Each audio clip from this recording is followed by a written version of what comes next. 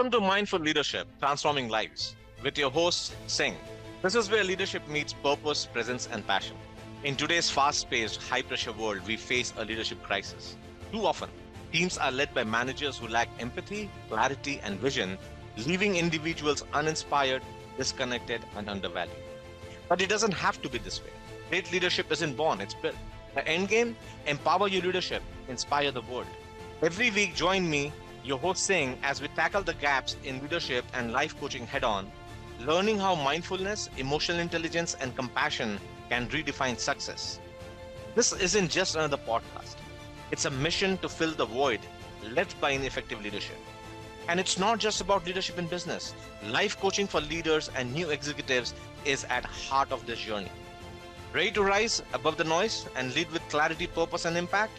Join a global movement dedicated to reshaping the future of leadership, one mindful moment at a time. Let's begin. Welcome back to the Mindful Leadership Podcast on Transformation Network. This is a show where we turn stress into strategy, overthinking into clear thinking, and overwhelm into momentum. I'm your host, Singh, and I'm going to start today with a hard truth. So I hope you're ready. So here it is. Most of what you have been told about balance is a lie. Not a small lie, a big one. The kind that sells a lot of books and helps almost nobody. You know the picture: the calm leader, the tidy desk, equal time for work, rest, family, and dreams, all stacked on perfect little scale. I've looked for that leader for years. I have never found him. And I bet you haven't either. So today, we burn that picture down and we build something that actually holds when your week catches fire. So let me tell you about a leader I worked with about 2 years ago. I call her the SNE. She ran product at a fast growing company, 41-year-old, three people reporting to her, six big bets on her plate, and two of them on fire every single week. So in our first session, she said something I have never forgotten. She looked at me and said, Singh, everyone keeps telling to find a balance. But every time I try, it just feels like I'm picking the very thing I'm going to fail at this week. That is not balance. That is a mess with a yoga mat next to it. Now, I have thought about that line for 2 years because she was right. And she was naming the thing almost every leader I meet feels but never says out loud. The soft, dreamy balance from the magazines, well, it does not exist in the room. Not in the room you walk into on a Monday morning. What exists is pull, real pull from your team, from the board, from the customer, from the family you just left at 6:45 a.m. to make the 8 o'clock meeting. So here is what I want you to hear. The leaders who stay standing under that pull did not find any magic, but they built a small set of habits, five of them to be specific. Habits that keep them upright when the pull comes down from five directions at once. That is what I'm going to give you today. Not a dreamy kind of balance, the real kind. The kind that holds when the week gets ugly. And we call it balance, right? So the full word names the goal: building, alignment, leadership, awareness, collaboration, ethically. That's balance. But the work is five moves. Five letter you actually do: breath, assess, link, act, and nurture. Those five are the practice. Now, look at the last two letters, C and E, collaboration, ethically. Those are not extra. Those are the test. Without them, these five moves are just taking care of you. With them, they become how your whole team stays standing together. Hold on to that. We come back to it at the end.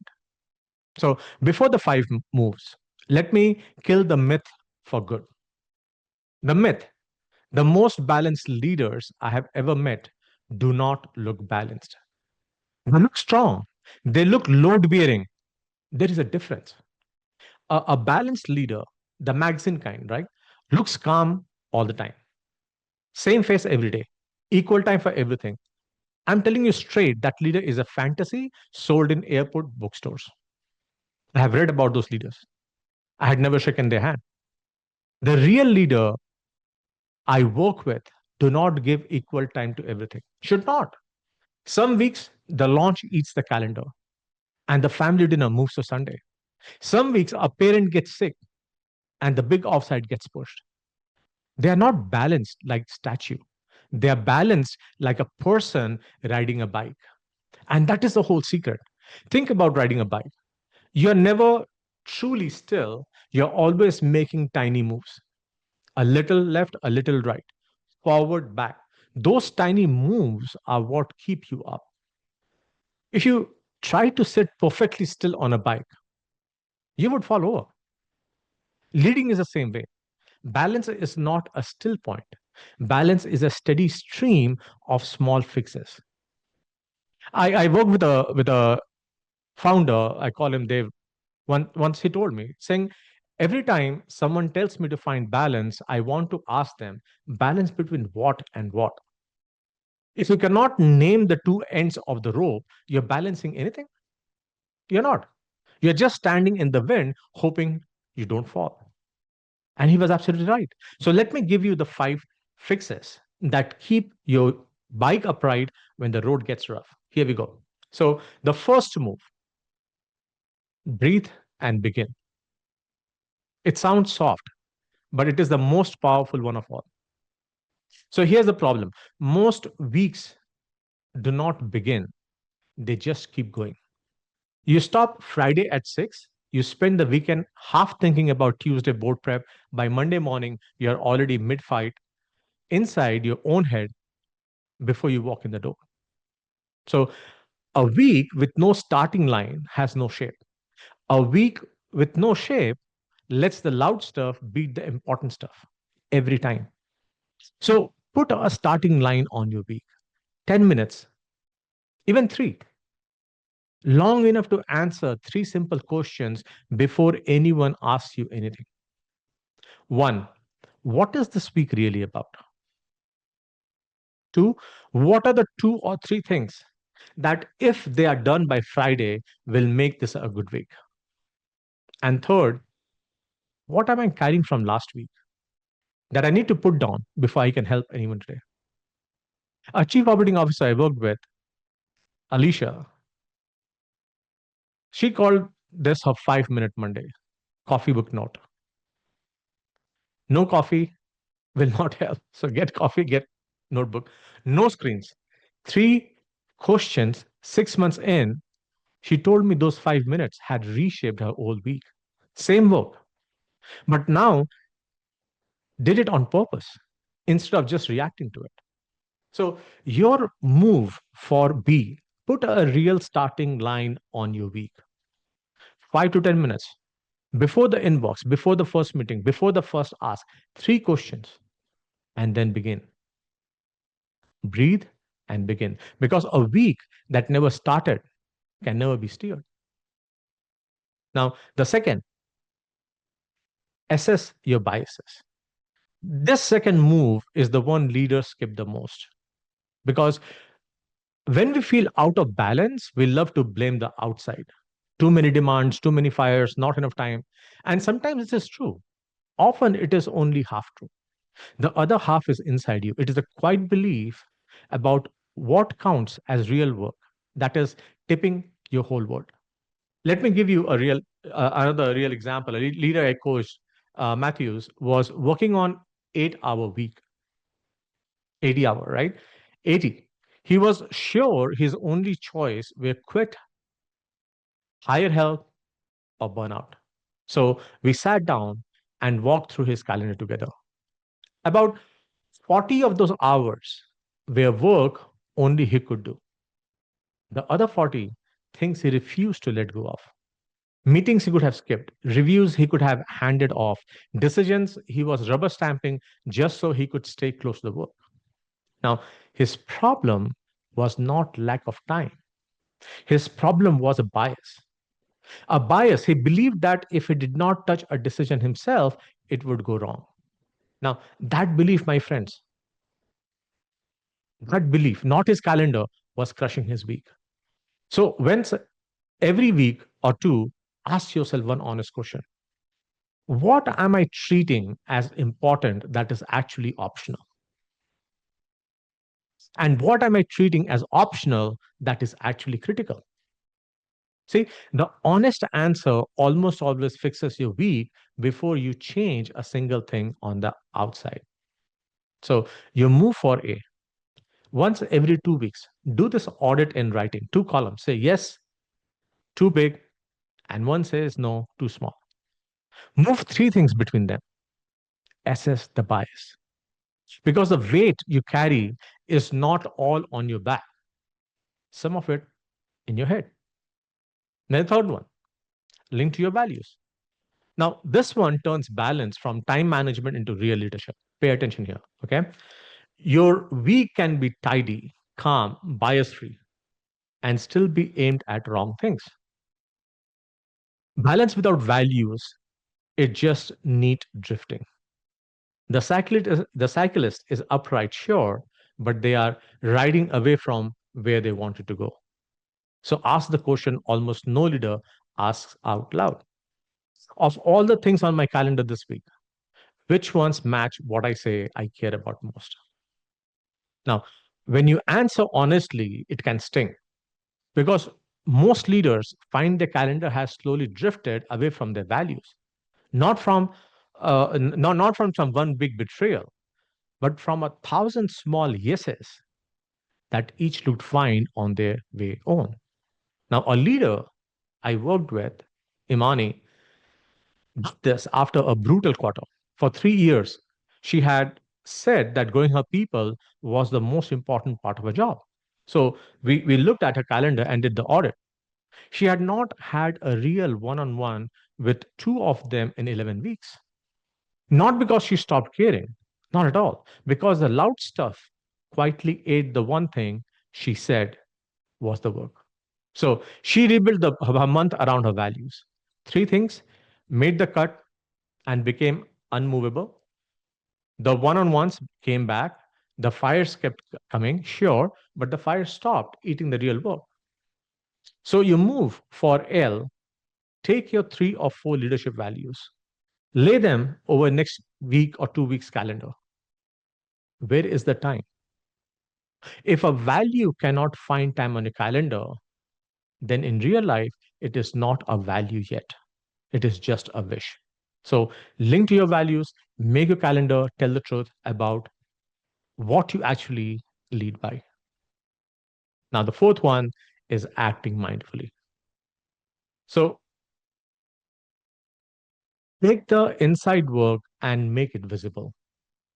Because here's the catch: you can be calm, you can be bias free, and value aligned inside your own head, but still create chaos in the room, right? So the inside work is needed, it is not enough. The act has to land where people can see it. The act To act mindfully is to take the fixes you made on the inside, the starting line, the bias audit, the values, and then turn them, turn them into moves your team can actually walk.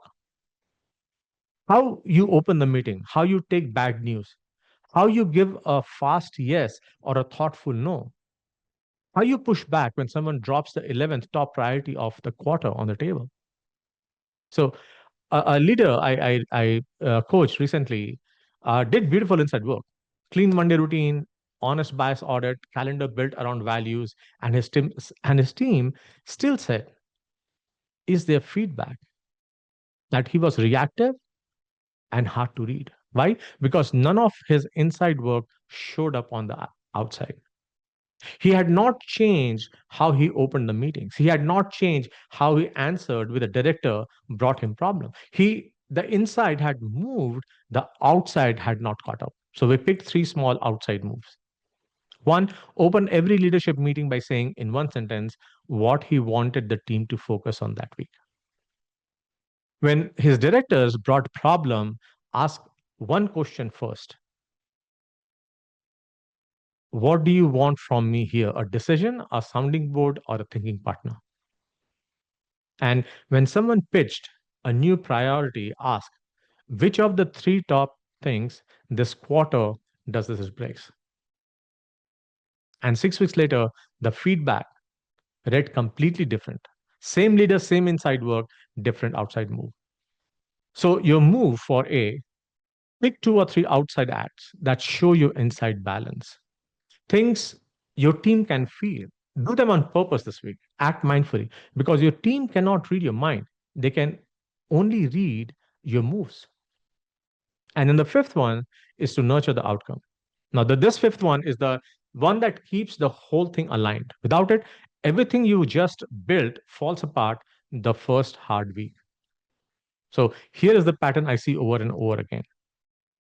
A leader does all four moves for a week, 2 weeks, 3 weeks, then a big fire hits. The practice bakes. And they go right back to the dreamy fantasy balance they were trying to escape. Then they say, see, the practice doesn't work. But the practice was not the problem. The lack of a system around the practice was the problem. So, nurturing the outcome means building a small check into your week, a check that keeps the practice alive even when the week goes sideways. Maybe it is a standing 20-minute Friday review. And you ask, did I do my 5 minute Monday? Did my values get time? Did my outside acts happen? Where did I drift? Maybe it is a monthly call with a peer or a coach where you can say out loud what worked and what did not. Maybe it is a check every few months where if the practice has stopped fitting the season, you adjust instead of dumping it. Uh, Nadia, another leader I worked with, started 15-minute walk every Friday afternoon. Just her, a notebook and three questions about the week. The walk became sacred. 2 years in, she told me that walk had carried her through two reorganizations, a divorce, and a hard fundraise. Not walking itself, the fact that every single week the walk asked her honestly how things are going and would not let her drift out of balance without noticing. So, your move for N, put one check on your week that will notice for you when the practice slips. A Friday review, a peer call, a walk with a notebook, the shape does not matter. The fact that it happens on a schedule is everything. So, nurture the outcome because balance, like every leadership skill, dies in private and survives in structure. So, before we put to work, let me hand you the whole thing in one breath because if you can't say it simply, you won't use it on a hard day. So, here's a clean and tight. B is breath and begin. Put a starting line on the week because a week does not have a starting line, does not exist, and the work will run you. A is assess your bias. Some of the weight is not on your back, it is on your head. So it is an internal work to find out what biases you are carrying. L is link your values. If you have a value and the value cannot find time on the calendar, it is just a wish, not a value. So the values that you have, three, four, five, whatever it is, put that in writing and put that on your calendar so it gets time on your calendar. A, act mindfully.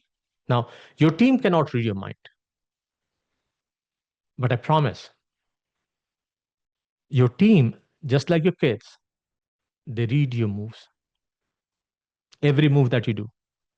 When you are in pressure, when you are not in balance, when you react to the fire coming to you. And those moves matter. So move on purpose. N is nurture the outcome. Build one check that catches you when you drift because balance dies in private. And wrapped around all five, the C&E, collaboration and ethically. So you're not balancing alone, you're balancing with your team and not at their expense or at your expense. That is the whole framework. Five moves, two guardrails, one bike, staying upright on a rough road. Now, let's put it to work on your actual week. So, pause the podcast if you need to. Bring next week to mind, the real one, the real meetings, the real fires, the real demands. Now, run it through the five moves with me. Breathe and begin. What is the 5 to 10 minute starting line you will put on Monday morning? Where on the calendar does it live? Put it there right now if you can. Now, assess the bias. Of the things filling next week, which one is too big? Which one is too small? Move at least one thing between the columns. Link your values. What are the two or three values you most want next week to reflect? Can you find them on calendar? If you cannot find them on your calendar, put them there. Even if something else has to move, put your values back on the calendar and then act mindfully. What is one outside act, one thing that your team will see that shows your inside balance? Because one one thing is doing the internal work, but if you cannot externalize it, it does not exist. So the question is, when in the week will it happen? And then nurture the outcome. When on Friday will you take 15 minutes to ask honestly how the week went? Where exactly does it live on the calendar? 15 minutes of planning, 1 week. The whole framework, use it for real. Now, there are three trapdoors. With everything that I share, I also share what to look for. Trap one, treating balance as a finish line. This is very common. Balance is not a place you arrive, it is a continuous stream of small fixes. If you're waiting for the calm week so you can finally start, you will wait forever. See, the week never calms down, you start inside. So you have to start inside the week you have. Second trap, handing your balance to an app. No tool with balance, your week for you. Tools help. The work is still yours. If you find yourself shopping for a shiny new productivity system every 6 months, be honest. You are probably dodging the harder question of what you actually lead by. And the third trap, mixing up your balance with your teams. Now, this is the big one. A leader who finds their own calm while their team tips over every week has not found the balance. Not in any way that matters, at least, right? That is what the C and E are for collaboration ethically, right? So if your balance costs your team theirs, you have not finished the work. You have just moved the weight onto other people's back. So here is your challenge before next week. Three things, all small. One, tomorrow morning, before anything else, 5 minutes with a notebook. Ask the three Monday questions. What is this week about? What two or three things would make it good? What am I carrying in that I need to put down?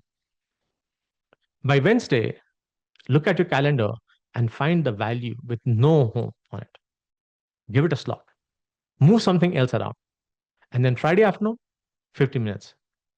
Walk, sit, journal, whatever fits.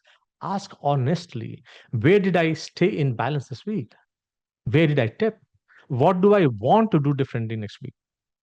Now, do those three things in 1 week, and you will have done more balanced work than 90% of the leaders I meet have done all year. Not because it is hard, because it is quiet. And the quiet practices are the first one to get skipped when the week gets loud. So here is where I want to leave you. The leaders who hold steady year after year under the kind of pressure that breaks most people did not find some calm, perfect life the rest of us are missing. They built five small habits into the way they run the week. So they breathe and began. They put a starting line on the week. They assigned their bias about what really mattered. They linked their calendar to the values they come to lead by. They acted mindfully. So the team could see it and they nurtured the outcome. They built the check that kept it all alive when the week went sideways. So balance is not the photo on magazine cover. It is the bike staying upright on a rough road through five small, ongoing, almost invisible fixes. Done together, done with honor, with your team riding right behind you. Five moves 1 week, one small starting line tomorrow morning. The bike will stay up. I promise you that. I'll see you next week. This is Singh on the Transformation Network, and you're listening to the Mindful Leadership Transforming Lives podcast. Thank you. Lead mindfully.